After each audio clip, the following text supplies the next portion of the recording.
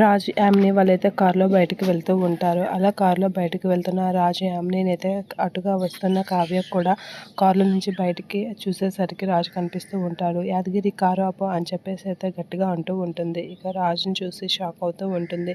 ఏంటి ఇది నిజమేనా అని అయితే చూసి షాక్ అవుతూ ఉంటుంది కావ్య. ఇక రాజుని చూసేసరికి యాదగిరి కారు స్పీడ్గా ఆపు ఆపు అనేది అనేసరికి యాదగిరి కారు ఆపుతూ ఉంటాడు. అలా ఆపగానే కావ్య అయితే రాజు వెనకాతల పరిగెడుతూ ఉంటుంది.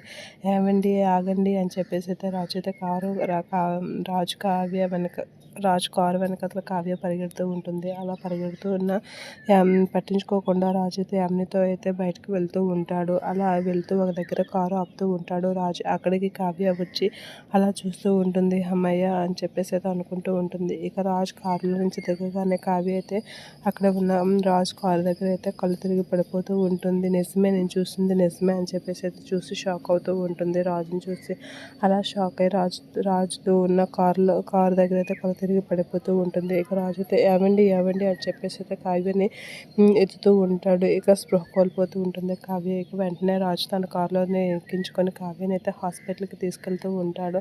అలా హాస్పిటల్కి తీసుకెళ్తున్న రాజుని చూసి హ్యాపీగా ఫీల్ అవుతూ ఉంటుంది. ఇక స్పృహ కోల్పోయి అలా చూసి చూడనట్లుగా రాజునైతే చూస్తూ ఉండిపోతూ ఉంటుంది కావ్య. ఇక రాజు అయితే హాస్పిటల్కి తీసుకెళ్తాడు కావ్యని.